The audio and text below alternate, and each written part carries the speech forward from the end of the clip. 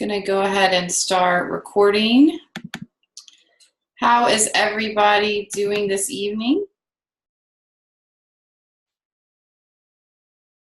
Feel happy that this is the very end of the semester? Yes, a little bit. Okay. Now I can't seem to hear you all again. Can you hear me? Ah, yes. Okay. I'm just having technical difficulties all over the place. My mouse isn't working. The transformer just blew and knocked my power out about 5 minutes ago. And so it took a while for my Wi-Fi to come back online. But alas, we are here and I can hear you, and I'm very excited for our very, very last Zoom session of the semester. I hope you all have learned a lot. I definitely learned a lot from you. And you have probably seen that I posted the CTE 4 grades today. Those came back to you a little later than I had hoped. I went having a family emergency over the weekend and had to travel out of town and did not get to those until today, and I apologize for that. But you all still seem to be doing pretty well on those, and your CTE 5s were due today. And just as a reminder, if you completed the first 3 CTEs, you will be able to complete a 6th CTE to replace one of your lower grades on the first 5 if you choose to do that. You're under no obligation to do that. If you're happy with your first 5 grades, then that's fantastic. And but otherwise, you can submit your optional last CTE, and that will be due next week, April 25th, as well as all of the quizzes. You all have done an excellent job most of you have done a really good job of staying on top of taking those quizzes, which definitely helped you so you don't have so many to complete right at the end of the semester. But those are also due next week, April 25th. And yes, and so I believe the CTE is due 9 a.m. April 25th, but you have until 10:59 p.m. Central Time on April 25th to complete the quizzes. And then I will be getting your grades back on your policy briefs here probably in the next week. And then we should be good to go. And you should be getting an email about, if you have not already, with a link to the end of semester course evaluation. That is very, very, very important to me that you all fill that out. I strive for 100% completion rate so that I can hear from each of you on how I can improve this course. This is the first time that I've taught this course online. I have taught it several times in person, but it is a whole different thing to teach it online. So I appreciate your patience with some of my clarifications around the policy assignment and all that kind of stuff. So I'll just stop there before we jump into talking about child welfare and just see if there's any questions or comments about anything before we get started.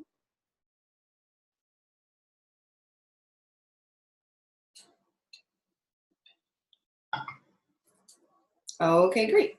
So we are going to talk about, usually with these, I want to make sure, with our time together, I want to make sure that we have some good opportunities for discussion. There are quite a few slides in this lecture, so I'm not going to go over all of them with you, but I really want to make sure that we just have some good discussion, so I'll cover some of those. But before I launch into those, based on your readings and some of the CTEs that you've completed, or your work experience or lack of work experience in this area, are there particular areas around the whole issue of child welfare, the child welfare system, child welfare policies, adoption, juvenile justice, anything around there that you all would like for me to focus on this evening?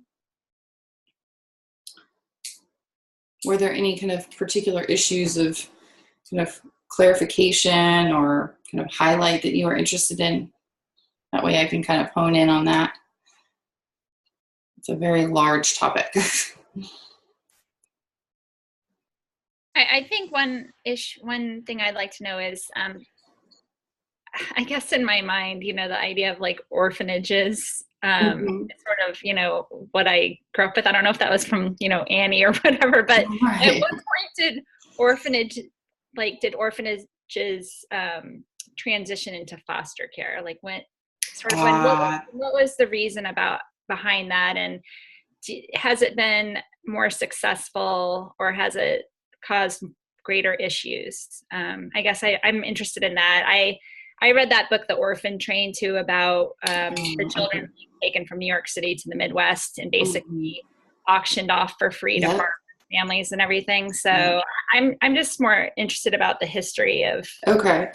Well, good. That was actually one of the slides I was going to skip, so I will I will say one of those slides, and because some of that's just kind of dates and sort of factual information, but we can definitely spend some time on that. And I was hoping that I would be able to have one of my colleagues who works in this system and has for a long time, but our um, schedules did not align, and so she was not able to join us. So I will do my best to answer that question, and making a note of that right now, because there definitely was a pretty clear transition, not dissimilar from some of the transitions that we saw in the mental health system. Also, how we used to have basically asylums where we had, orphanages for children, we would have asylums for mental health patients, and then that did evolve over time into, having more humane hospitalization, and then kind of, group homes and basically community-based care. So there's been a somewhat similar history and timeline with that. Any And other? I think, Yeah, go ahead. sorry, Yeah. I think specifically I'm curious about, like, psychologically, if children were together in an orphanage, like having that camaraderie of other peers versus being moved around from foster care to foster care, sometimes alone, sometimes just with other. I'm just Mhm. curious about the psychology of how that affects children. I've heard about in Russia and Romania where Mhm. there's not enough caregivers for children, and then Mhm. they don't get The the care they stimulation, need. yeah, Yeah, the care, yeah. exactly. So I think that I'm curious about that peer influence versus, yeah. So sorry. Yeah. Well, I wouldn't mind even just kind of jumping into that, just off the top of my head, because you're right, that wasn't totally articulated really in the readings. Although just some of our larger topics in this program kind of touch on that. But before I do that, are there any other topics anyone wants me to hone in on, focus on?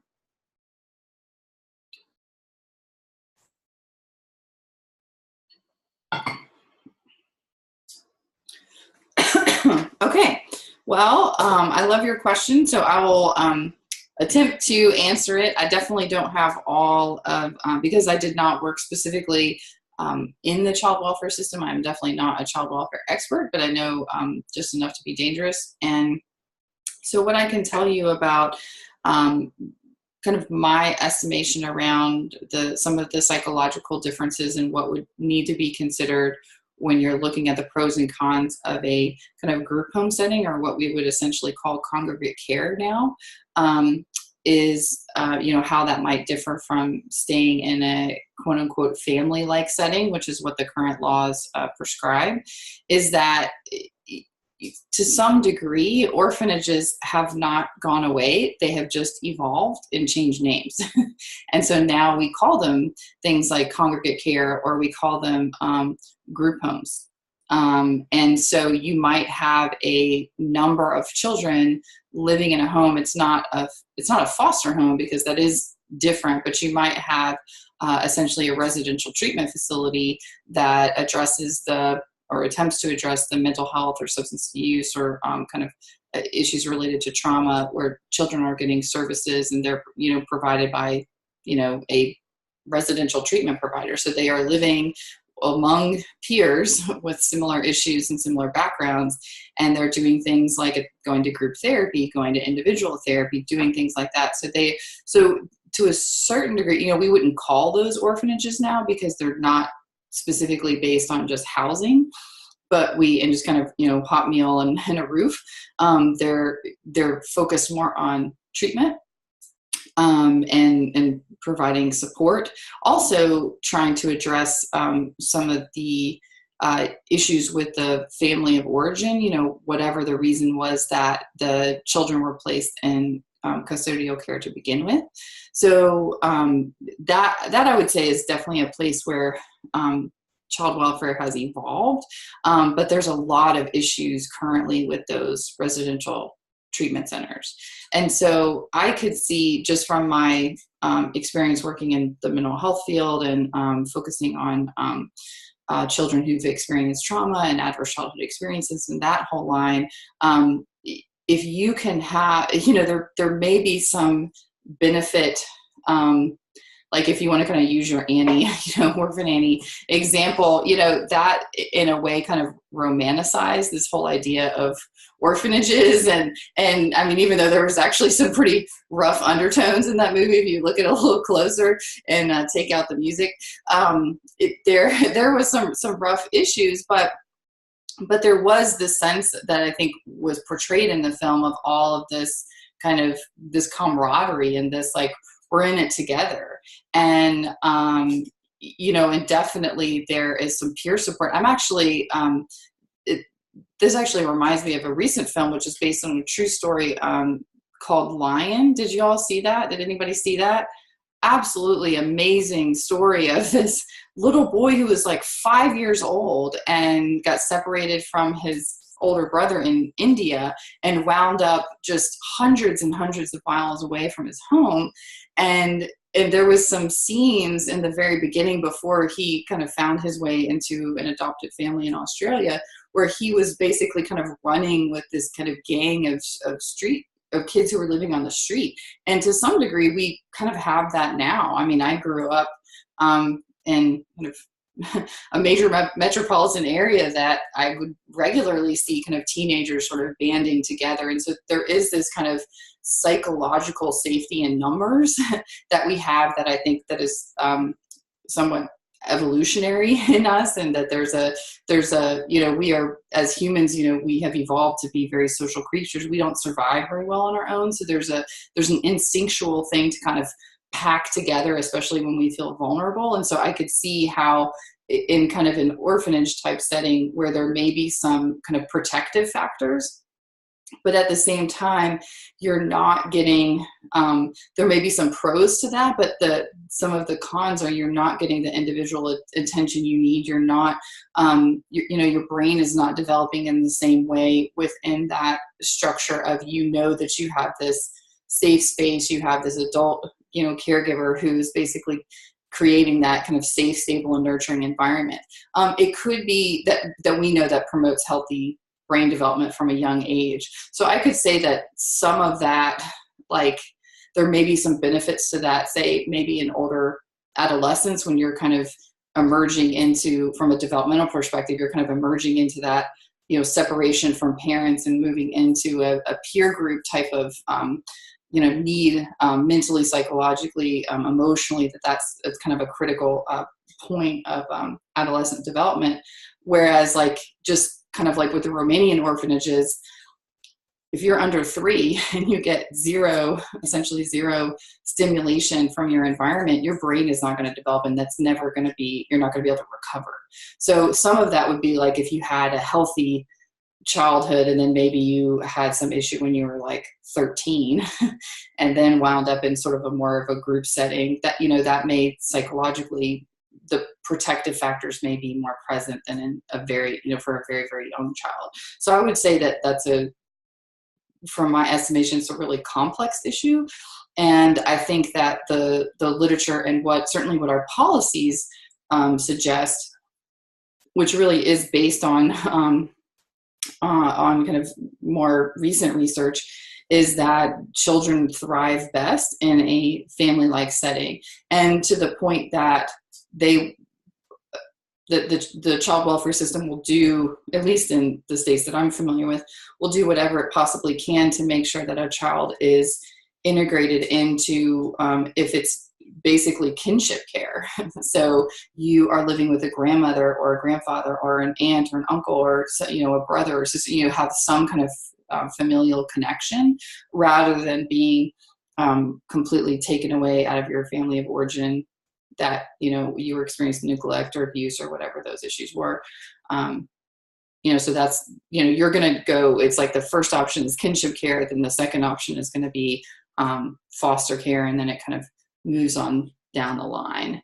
But that's always the priority. So I'm going to stop there for a second, see if you have any follow-up. Did that answer any of your question at all? Yeah, I mean, I think it's just, everything that you hear in the media about foster care is pretty horrifying. You know what I mean? And like, I know someone who runs a foster care organization in New York, and she says 80% of her families are fantastic and 20% of them are not. So it's just, you don't hear that in the media. You just hear the bad stories, and so I just wanted to understand, I guess, more of like, is it better psychologically? Because I hear about kids moving from home to home to home, and all these novels and memoirs that are written, is about the traumatic stories and not any of the success stories. Yeah. And there's certainly a huge number of traumatic stories about children who were failed to be removed, who grew up in absolutely horrific homes that, it's like the boy who's raised as a dog, just some of the other situations, or Boy Called It. Oh, that's a rough story. And, children who should have been removed and who the system really failed them, and they lost a lot of their childhood because, they weren't removed. So there, you're going to be able to find any kind of side of any major system like this, where there's good stories and there's bad stories. I've been to so many conferences that address this issue, and there's usually some type of speaker who's a youth who's been in the system, and they're they're like the golden children. They've we're in 50 foster homes, and now they graduated from law school with a 4.0, and they kind of have all, so you can kind of, they're a little bit kind of poster children for what is possible. But it's, you can really, so I think you can kind of find the pros and cons either way. But I think the research suggests that psychologically, children want to be in a home. Children will even older children. Like I know someone personally who is kind of one of those poster children, I suppose you could say, who, as an adult, he was in his 20s and basically formed a relationship with a kind of a foster mother. It wasn't something that was sanctioned by the system because he had already aged out of foster care. He was in foster care previously, and he went through a whole kind of adoption process. Like, he considers her his mom now, and it was a connection that was formed as an adult because it's like you never really cease to need a parent in some way, somebody who you have a safe place to land, you've got this person who cares for you, who can kind of play that role. So psychologically, I think the research suggests that kids are going to thrive in a family-like setting. And that's why all of the policies support that first. And like I said, to the point of even focusing first on kinship care and then on foster care with foster families. And, there's ways to regulate and hold accountable people who are foster parents who really are gaming the system, who are just trying to have, 7 foster kids and they're abusing all of them. And, these terrible stories that, we've seen come out of a variety of different states where people are just basically using the kids for a check and aren't, appropriately taking care of them. But there are, so many, I don't know what the ratio is, good to bad, you said 80% versus 20%, but I imagine that kind of varies. And I know here in Tennessee, they've done an amazing job of trying to train foster parents better on the front end, so that it's not just, sometimes they'll get a kid and they won't even get a case file or know anything about this kid for like a week, you know, or even longer sometimes. And so they've done a huge amount of work within our system to try to address those types of issues. And so there's definitely a lot of things that can be done, especially around some of our kids who have either special health care needs. They might have, whether it's even just learning disabilities, all the way up through, you know, massive history of trauma, which is pretty much all the kids. And then, you know, there's even specialized homes that are called therapeutic foster homes, where the parents receive very specialized training, and they also receive a higher rate of reimbursement or, you know, financial support for housing that child. But they also have to go through many hours of additional training around how to, you know, work with a kid who has like severe trauma or something like that, or really complex mental health and physical health needs that are really difficult. So there's definitely things that can be done. Any other questions or comments around that piece of the puzzle?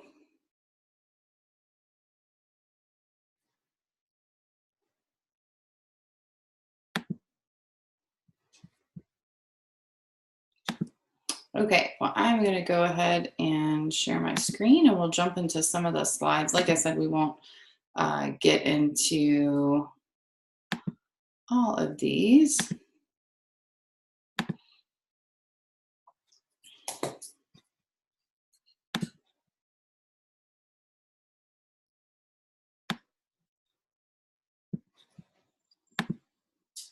Okay, I'll run through these. So just to get us on the same page, the government does have a definition of child maltreatment. So that's really what we're going to be talking about today, which is, and this is a minimum definition, and this comes from one of the major kind of landmark legislations, which is CAPTA, which was passed at the federal level in 1974. And so that's definitely one to remember. And Christine, to your point about kind of where did things start to transition, 1974 with the passage of this legislation was one of those big pieces where things started to look closer to the way that they look today. So CAPTA defined child maltreatment as any recent act or failure to act on the part of a parent or caretaker which results in death, serious physical or emotional harm, sexual abuse or exploitation, or an act or failure to act which presents an imminent risk of serious harm. This is a definition that will continue to influence policy, but also continue to evolve.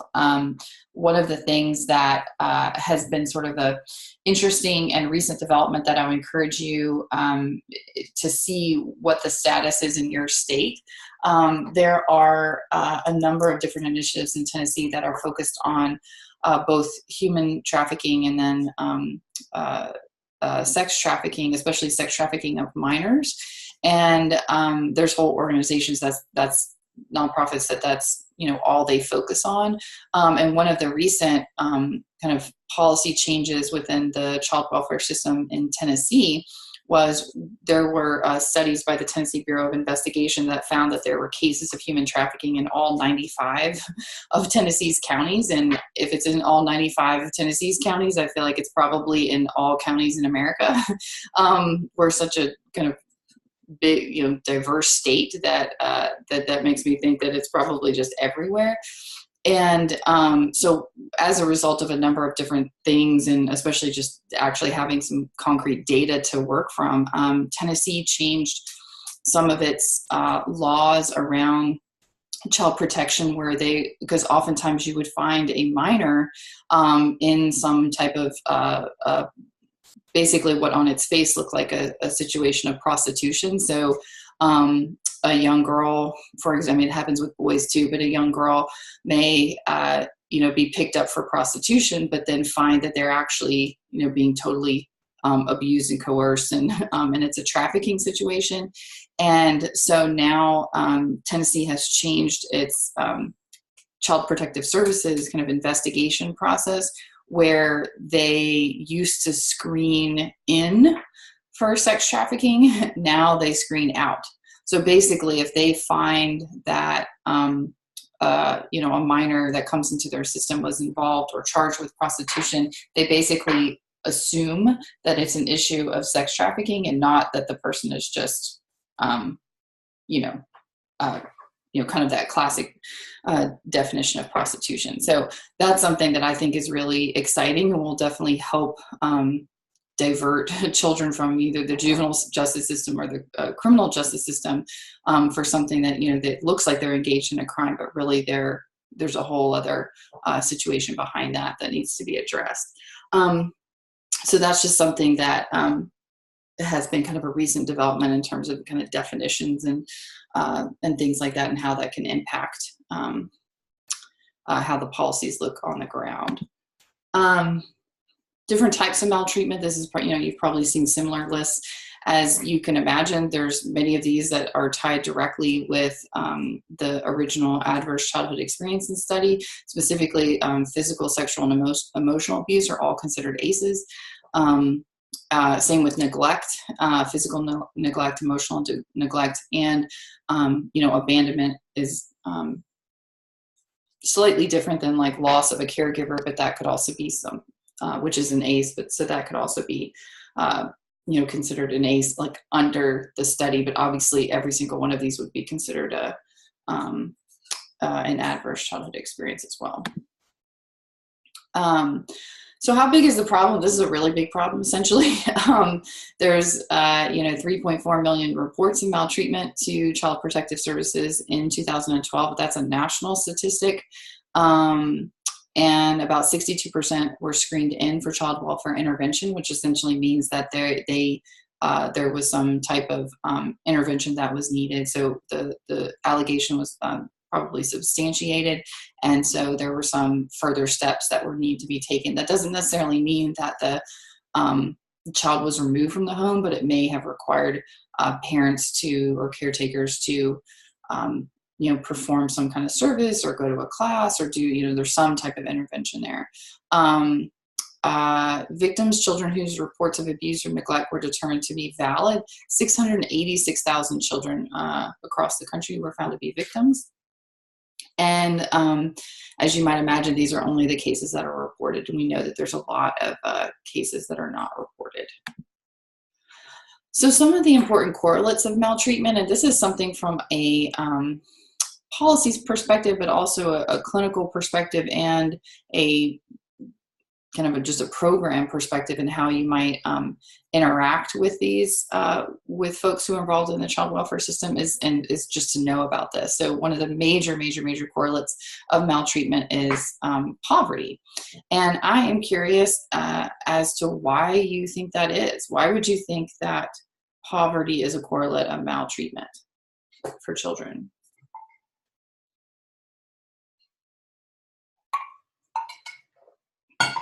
Anyone want to try to tackle that?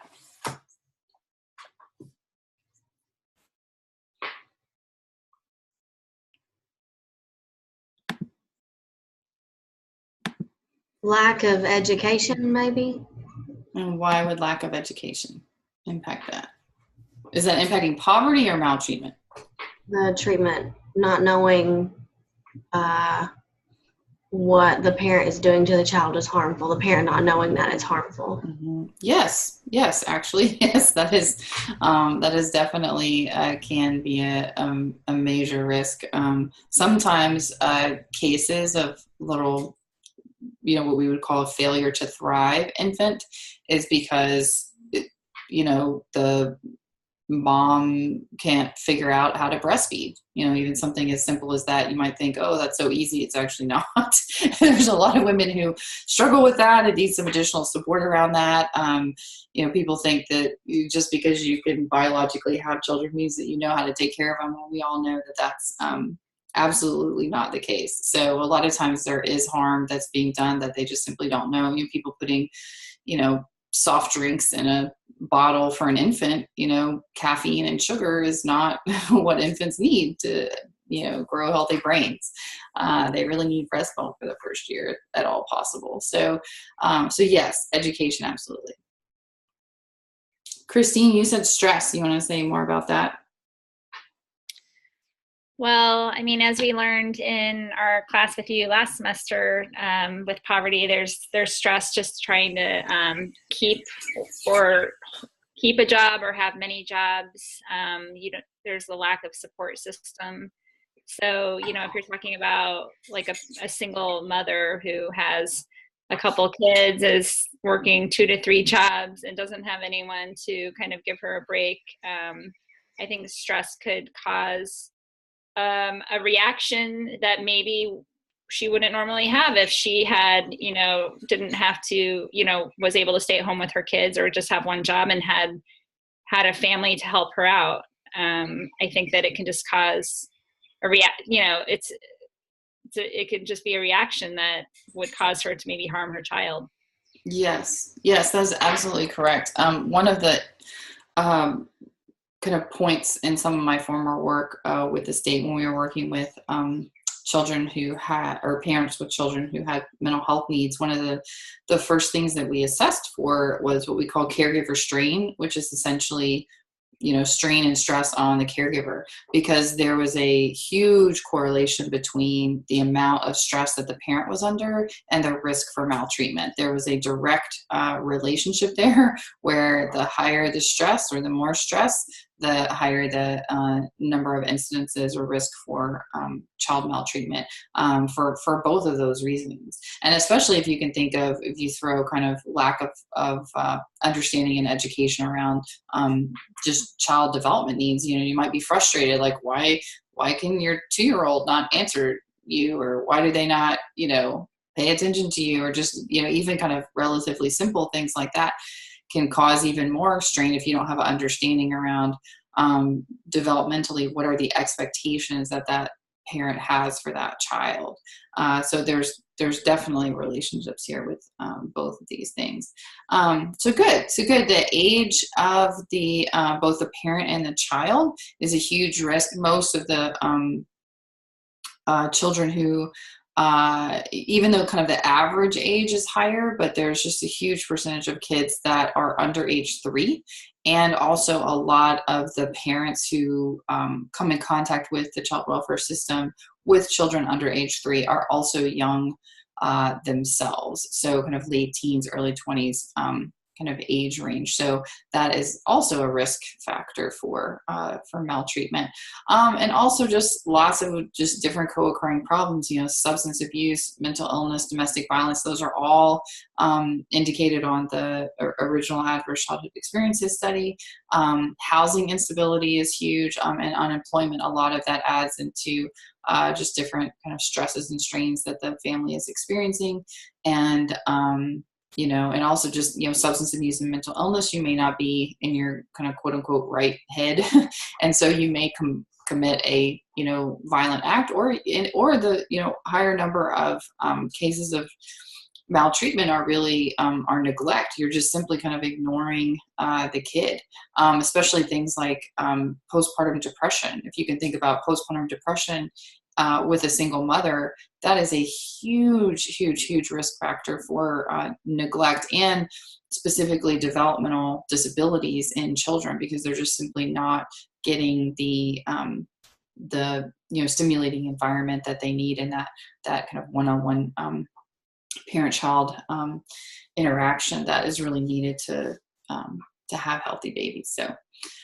So lots to consider here. So these are things that can impact who might be coming through your program, kind of from an organizational policy standpoint, or kind of what types of interventions or assessments you might want to consider. If you're seeing, parents with young children, assessing for these different things will be really important to see if you can't try to have a greater understanding of the risk of maltreatment for the children that are in their care.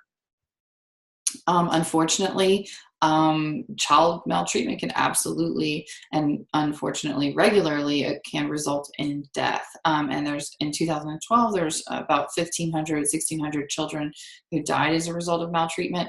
There's a wide variance of rates of child fatalities as a result of maltreatment across the states. And it's kind of unclear whether that variance is due to measurement or actual differences.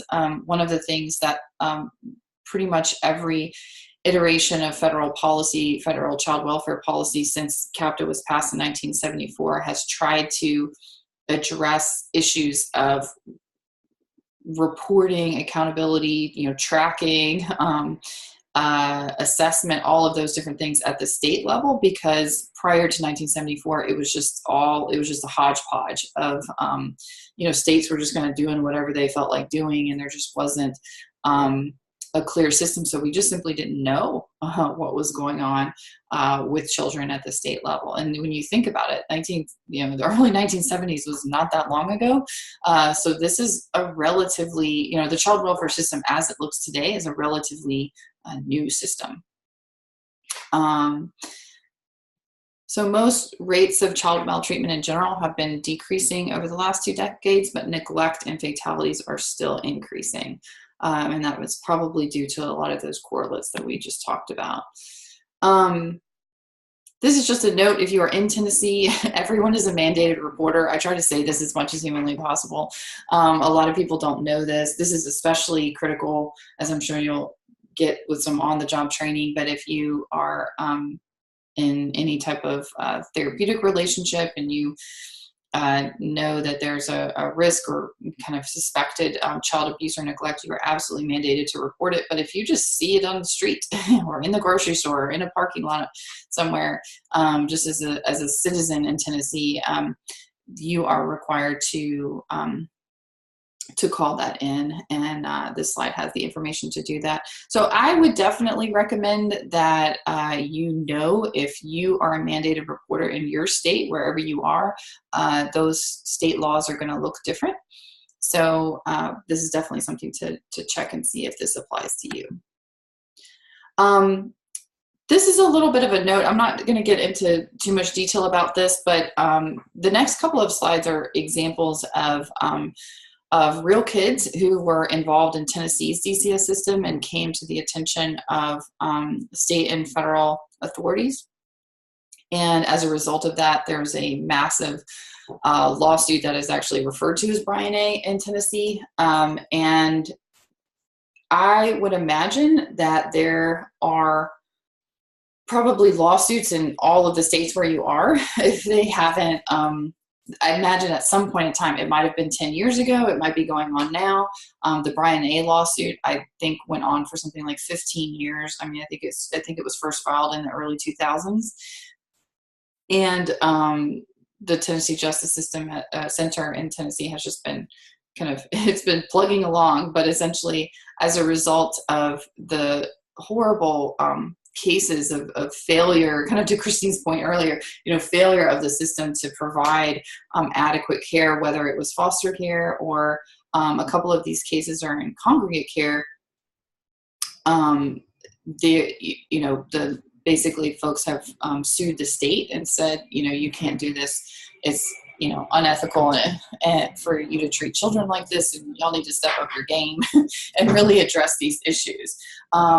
So, just one example of that is that, and this is an example of like what we might consider a quote unquote orphanage now, but this particular child, Brian A., was a 9-year-old boy who was in a facility that was overcrowded and held 20 other boys ranging in age from 6 to 16. And some had potentially violent crimes that they had committed. And he had, and for 4 years, he was in DCS custody, and he was in placements like this, and he had no active permanency plan. And a permanency plan is exactly what it sounds like. It's where are you going to go permanently? What is our plan to get you into a permanent, or what we might call a forever home? And so, as you might imagine, just without even knowing anything about the child welfare system, I think we could all agree that a child, especially someone as young as 9, being, basically languishing in a system where the state is essentially they're acting as their parent for 4 of these very formative years without any type of a plan is extremely, extremely damaging and inappropriate. So there were a number of similar cases like this. Amy was 16 years old, was in a congregate care setting, again, like an evolved orphanage, so to speak. And she experienced mental and physical problems. She was over-medicated. That's something to be aware of that's being tracked at the federal and state level. is the use of psychotropic medications for children in foster care, and the rates across the country have been shown to be much, much higher. So essentially, kids who are in the child welfare system are over medicated. They are prescribed more drugs than and more medication than the average population or average children their age. So that's something that is currently being tracked. And fortunately, I know that Tennessee is doing very well in that area, but that's not the case for other states. So like, they found that at her 13th placement that she was found in a dirty room with food and garbage on the floor. So Terry's another example. This is a really horrible situation of a youth in congregate care. She became pregnant by another youth in congregate care, received no maternity services, and subsequently lost the pregnancy when she experienced an assault. These are just kind of congregate care examples. There definitely are cases of abuse within foster homes. There was a girl who I knew who was an advocate for children in foster care in the Tennessee system and participated in a documentary called Hear Our Voices, which you may come across. Tennessee Voices for Children put that together, and she spoke both at the state level and nationally. And she had a child from a rape from one of her foster parents in one of her 126 placements that she experienced when she was in the foster care system from the time that she was 12 till, in something like 4 years. She just was bouncing around. She'd been in 13 different school districts. It was just kind of ridiculous, like how many different settings she'd been in. And so there definitely are things that need to be improved within the system, but people are trying. So when we say the child welfare system, that we're typically talking about child protection. So that's that, 1-800 number, you see something, you report it, and CPS goes out and does an investigation. There's foster care, there's adoption, and in many states, but not all states, juvenile justice is a part of the child welfare system. That is the case in Tennessee, but I would definitely be aware of kind of what makes up your child welfare system in your own state, because that's going to make a big difference on kind of the policies and programs that are available. So question for you all: what are some of the values that you see that drive child welfare policy and funding?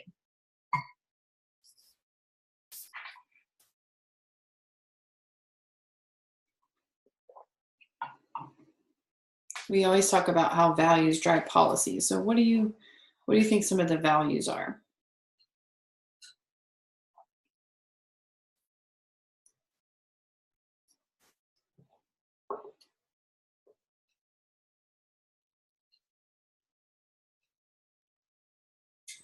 I would just say human dignity is a very baseline, talking about people being treated, with respect, and these are children. So just being treated as humans versus, in some cases, they're treated like worse than animals. I was shocked in the reading to learn that there was an animal welfare policy before there was a child department I think it was in New York City, that they were protecting animals before they ever were protecting children. Mm-hmm. Yep. Yep. What are some other values?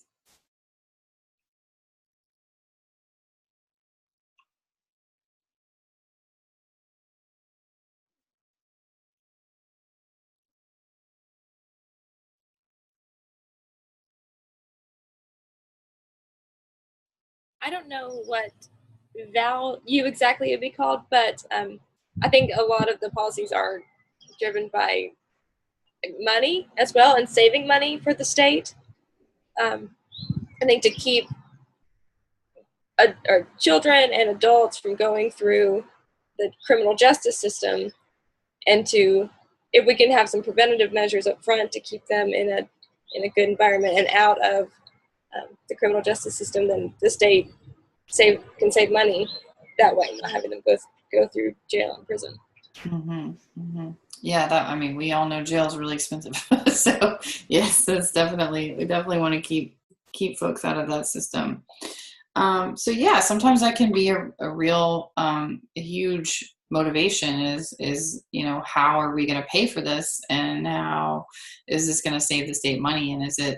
And a lot of times what that winds up looking like, especially, recently, is, do the people who are receiving the benefit of these kind of taxpayer funded programs, do they deserve the support? It winds up being one of the major questions, and you see that kind of creeping in lots of different areas, especially with conversations around block grants, Medicaid block grants and things like that.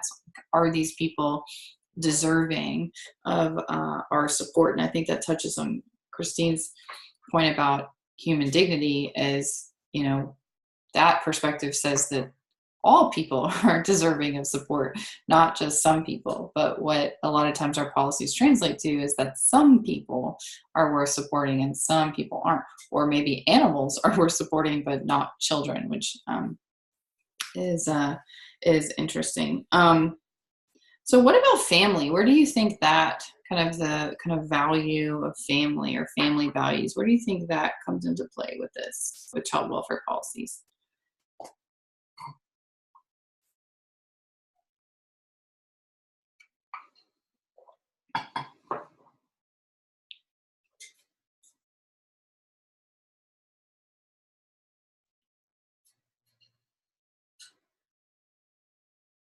This is Donna. Can you hear me? Yes.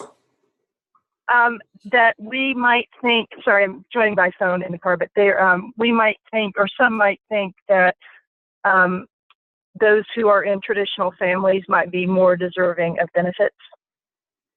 Okay. Meaning married, not single parent household. Okay.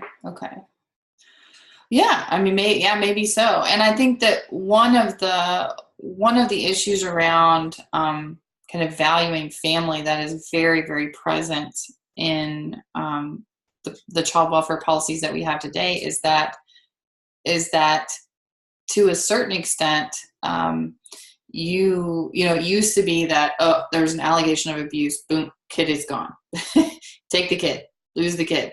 And then you have to work really hard to be able to reconnect and have that gain custody of that child again.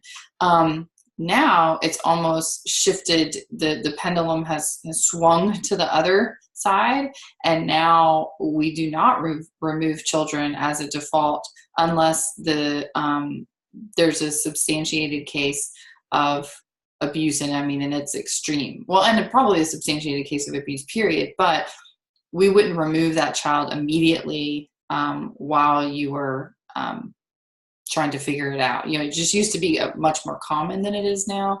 And the reason for that is that the goal is always to maintain that child in the home, in their family of origin. And if they have to be away for a certain time, the goal is always to reunite them with the family when it is safe to do so. It's not always the goal, but if it's safe to do that, if the parent can go to parenting classes or anger management classes or get substance abuse treatment. Half of the kids in custody in Tennessee are referred there because of parental substance abuse. A full 50%, if it hasn't even gone up. That was a couple of years ago. So substance abuse issues with adults, with children it's absolutely huge. So a lot of times it's just a matter of, not just, but it is a matter of having the parent go through substance abuse treatment. So there is a major value around the family unit, valuing the relationship between the parent and the child, or the child and the caregiver, which is why the priority in the current policies is that the child is in a family-like setting. Even if it's not their family of origin, it's in a family-like setting, meaning it's not residential treatment or congregate care. So it's that's the priority. That's what the system is striving and driving to do. And that really is is driven by both the research, but then also the value that that a child being raised within a family is the ideal. That's the kind of the ultimate goal. So some of the other values are, and some of you all have mentioned some of these, but, you know, rights of parents to raise their children as they see fit without government intervention, which we have not mentioned, which essentially says that, you know, parents have rights. We value the right of parents. Parenting looks different across cultures. It looks different across geographic regions of the country. It looks different based on sometimes based even on income, or socioeconomic status. So, you know, we don't necessarily want, or the value is that we don't necessarily want the government just kind of coming in saying, like, you know, that method of discipline is not appropriate, you know, 100% of the time. So lots of kind of rights to privacy and rights to, you know, kind of their own discretion. Government responsibility to protect children when parents fail to provide proper care. That is actually kind of obvious, but it's something that I think it's important to state, is that we have a value that says if parents can't do it, you know, I think in some cultures, or perhaps a long time ago, it was, you know, you went to the farm down the road, or you went to the neighbor, or you went to the distant cousin, you know, or like in the Depression, a lot of times, you know, children would just get sent off somewhere. They would absolutely get separated from their parents because their parents couldn't afford to feed all of their children. So if they were old enough to work, they might have been, you know, sent to some place to work and kind of fend for themselves, you know, as early as like 12. You know, now though, the value is that if a parent can't do it, we're not going to assume that the neighbor can, or that the church can, or that, you know, whoever can. It's the government's responsibility to have programs in place that can support children when their parents are unable to do so. There definitely are values and attitudes towards those in poverty that come into play. There's issues of racism and sexism.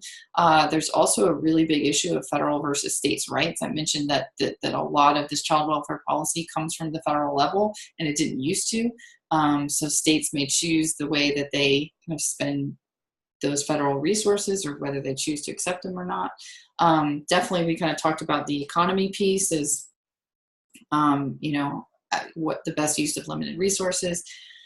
The definition of family, as I mentioned, and that kind of goes to Donna's points about the, you know, kind of traditional family, quote unquote, kind of mother and father, 2-parent households versus single parent households, or even, you know, same-sex parents versus heterosexual parents. So there is definitely some values stated in the policies, or not necessarily, or that are implicit in some of our policies.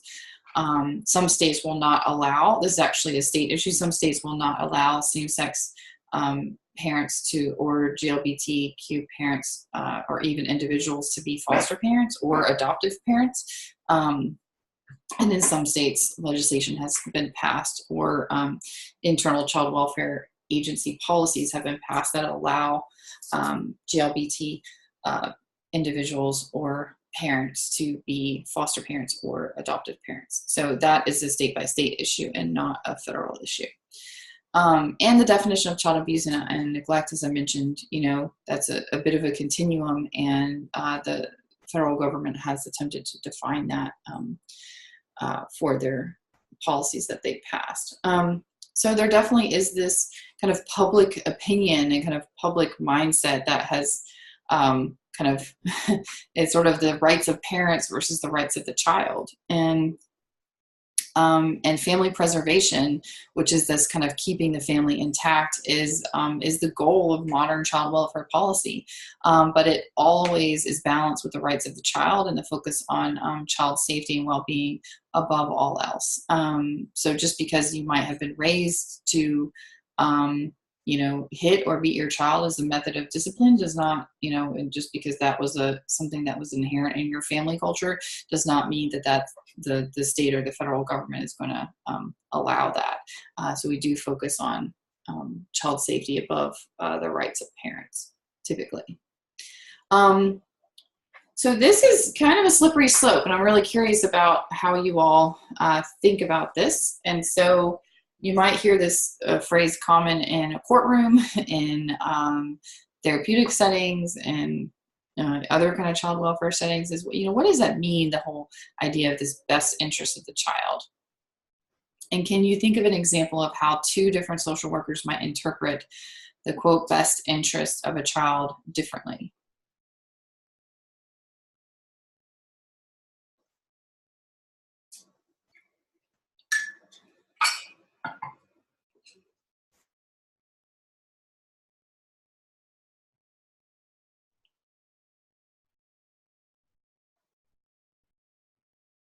I can answer that second question Sure. more easily than I can the first, and I think that speaks to how we can answer the second question, that it can be interpreted in different ways. Mm-hmm. So it is hard to pin down, I think, what that is, what that exact best interest is, and if it can be generalized to all children or not. But an example I can think of is if there was a child who was in some household with their family that was not able to support them and their needs, but maybe the family was trying, the parents, whether it was two parents or a single parent, were trying very hard to do that. So would the best interest be to leave the child in their family unit and continue to be raised by their biological parent? Or would the best interest be to take them out of their family and put them in a place where their needs, it can be assured that their needs are met? I think that's a really good example. Absolutely. What are some other examples, or some ideas or interpretations of what the best interest of a child would mean? I can think of one as actually kind of happening to my friend's sister, who had fostered a child last year for a period of time, and then she was removed from her home and back with her mother when her mother was having a second child. So, and so they removed her from with my friend's sister and back into her own family. And now there's a possibility they may go back into this foster system with my friend's family, because the child that had been living with her has been hospitalized 3 times in the last year for suicide and for being suicidal. And she's 9 years old. And so while I don't know all the details, this is in Massachusetts, I'm assuming that someone thought that it would be good for her to be with her mother and a new sibling, and that was in the best interest of the child. Mm-hmm. And now there's also the thought of maybe that wasn't, and what's in the best interest of the child is getting her into a safe family somewhere else outside of her biological family. Right. And what's going on that the 9-year-old is attempting suicide? I mean, that's rough. That's extreme. You know, I mean, it's extreme whether you're 16. You know what I mean? So that's, but that's definitely trending. You know, that's actually one of the trends. I was just talking to a colleague of mine who works in the system, and actually seeing cases of attempted suicide, you know, as early as 8 and 9, which, you know, we never used to see. But now it's becoming, I don't know that we can say it's relatively common, but it's much more common than it used to be. And so that would definitely be something that I would wonder, you know, what else was going on in that home besides just the addition of that new sibling. So, and it is hard to say because, you know, it could have worked out just fine. You know, it could have been, you know, happy family if, you know, mom, you know, if whatever the issues are got taken care of for why that 9-year-old was placed out of home to begin with. So that sounds like that sounds like a rough situation. So yeah, that's a good one. If someone might say, well, you know, mom's really trying, she went through treatment, she did everything that was on the, you know, permanency plan or not the permanency, but the reunification plan. So, you know, we're going to give this another go, and it doesn't always work. It doesn't always work. So good example. Let's do one more. I have one just regarding domestic violence. Sure. So different states have different laws regarding domestic violence. Some states believe that domestic violence is child abuse if it's between the two parents. Mm-hmm. And then in some states it's like against the law to report domestic violence unless the victim is gives consent to report it, because it could be dangerous for the victim. So I guess I could see an example. So say that there's domestic violence happening between parents, but it's not happening in front of the children.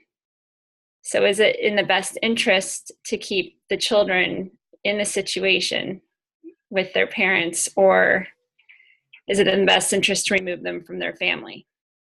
Mm-hmm. So the children aren't witnessing it, so to speak, but it's happening. Yeah, I know how I feel about that. Yeah, you definitely are going to have higher risk for child maltreatment if there's domestic violence within the household. So it's definitely a risk, even if they're not witnessing it. But you're right. I could see judges, viewing that differently. I could see social workers viewing that differently. So yeah, that's a good example.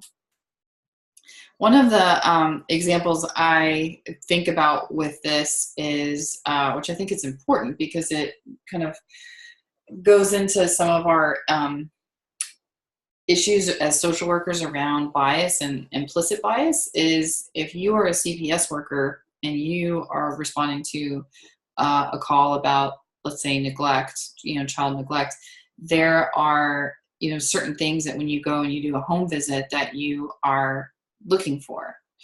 And I could see social workers interpreting home environments. So just materially and physically, what is going on? What does it look like? And that can be a really, slippery slope if you start to place your own kind of your own standards for how you were raised, and you're placing that on that of other families. And so there's definitely a lot of training around that CPS workers receive around home visits, so that you kind of don't have these inconsistencies across the social workers that are going out, or the family service workers that are going out to do these investigations. So, especially around things like, safety and cleanliness, and, and that's both inside the home and outside the home. So, what might, so there's definitely cases of, like, say, I'll just use myself, for example, something that I would never consider, okay, but in the eyes of DCS, like, it is okay. So, so there's just different things, that are important to remember with that one as well. And that might not be something that you think about as simple as, like, well, how clean is the house, or what are the cleanliness standards and things like that. So definitely important to consider.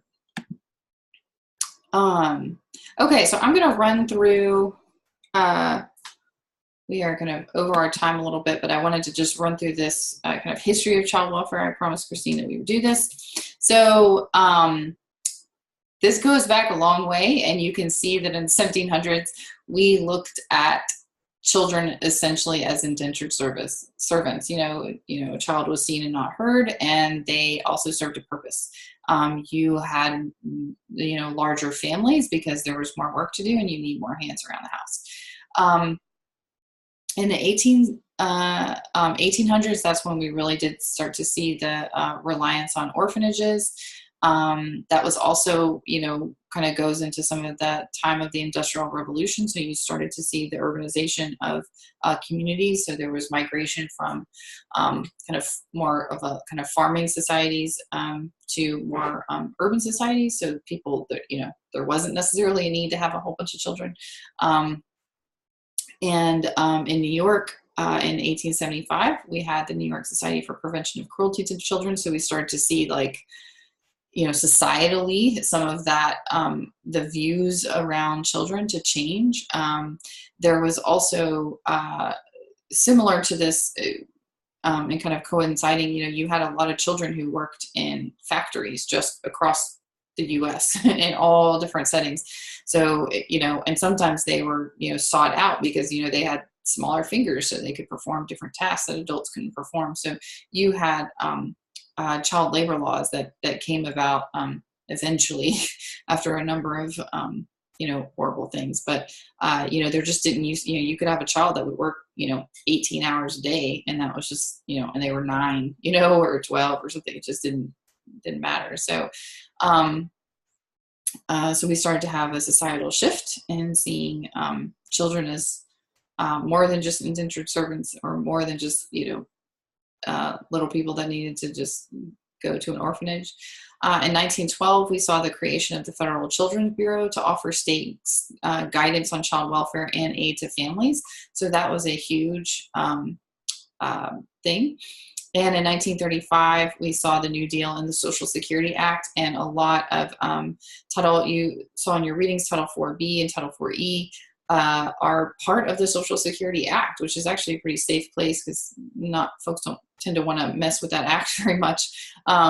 Kind of the third rail of politics, at least it used to be. And so, states can get a lot of support for children from some of these waivers, especially the 4E waiver, that gives them a lot of flexibility for how they support children and families, especially non-custodial children and families.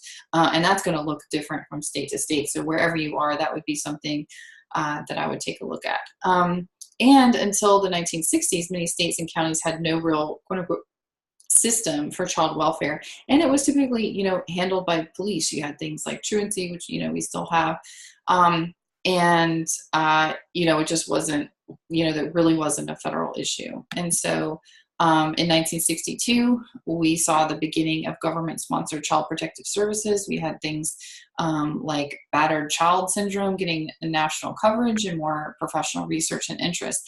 And that's something that I want to highlight as well, is a lot of policies come about because people started to name them. You have to name a problem before you can have a policy that tries to address it. So until the problem is actually known, named, identified, understood, you understand things, just very basic questions of like how many, how much. So if you never even saw something, like battered child syndrome, which is essentially identifying that a child has been traumatized or, has been abused, it just didn't exist before 1962 and was probably just relatively normal, just like we saw about, changes to, animal rights and animal abuse, before we see that for children.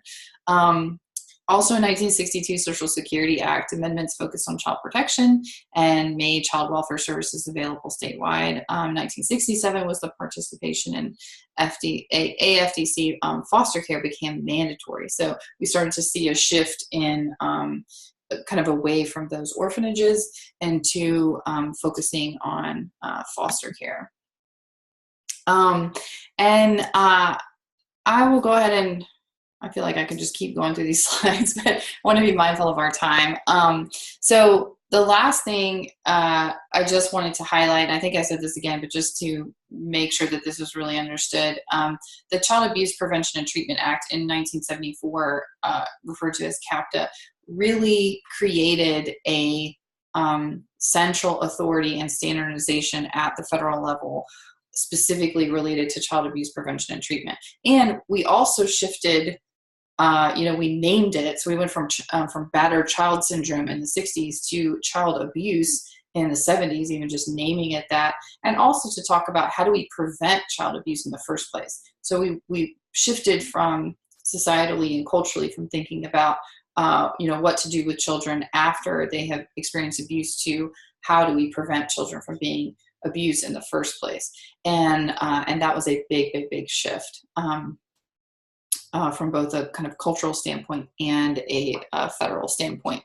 So CAPTA did a lot of things. One of the major things that it did was create that standard definition that I mentioned at the beginning of class.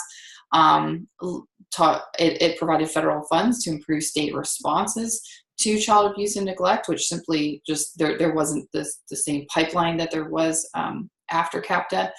From the federal to the states, and created methods for reporting and investigating. So we started being able to actually track the numbers of kids who are being abused, and also immunity for those who report. I mean, that's kind of a big deal. You're definitely not incentivized to report if you feel like you could get in trouble for that. So that was a big part of this. Like I mentioned, there was more prevention and public education around this. And in this, as with, pretty much all federal funding, there are strings attached to that. And one of the strings is that if the state accepted these funds, it had to create laws that and establish child abuse reporting procedures and investigation systems. So you couldn't just take the money. You had to take the money and actually establish a system within your state for how you were going to deal with that. And let's see, what is this awesome? Yes, and then by 1976, all states had reporting laws for child sexual abuse, which did not exist prior to that. Kind of skip that. Oh, so, okay. Promise is the last one. And there are, I know I'm talking a lot about CAPTA, but please make sure that you focus on some of those other policies in child welfare as well, because a lot of that translates differently, depending on the state that you're in. So it's very important to understand, as with, education and mental health and any other, criminal justice, any other system in your state, it's very important to understand the individual state child welfare laws that you will be kind of operating in. So you can see just the major impact that CAPTA had on the number of cases that were reported.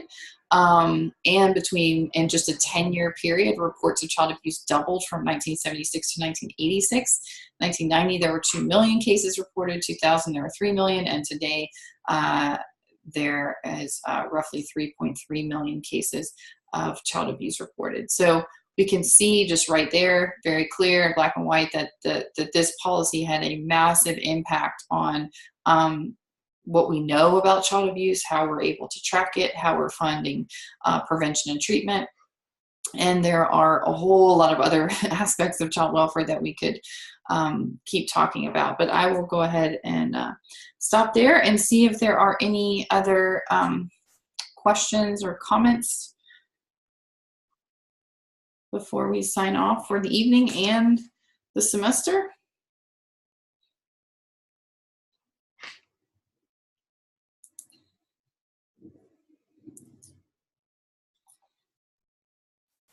I just wanted to share, I just saw a movie over the weekend that seems to fit in with everything that we've been talking about, child welfare, which was really interesting, The Florida Project.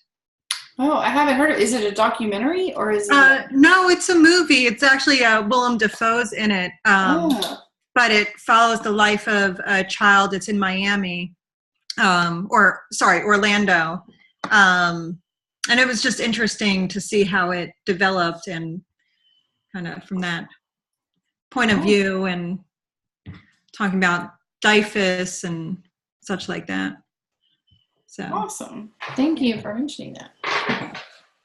I know. I think I mentioned, you reminded me about movies. I think I mentioned earlier in the semester I was going to try to get access to that documentary, the Netflix documentary called 13th. That is Ava DuVernay is the director on that, and Netflix just you just can't really get access. So I could not offer that to you, but I definitely that one is specifically about the juvenile and criminal justice system in the United States and the history of that, and about the new Jim Crow and everything that was in kind of last week's unit. And highly recommend that you watch that documentary if you're able to access Netflix. I'm very sorry that I was not able to do that, but that's just kind of how it goes sometimes with licensing rights. So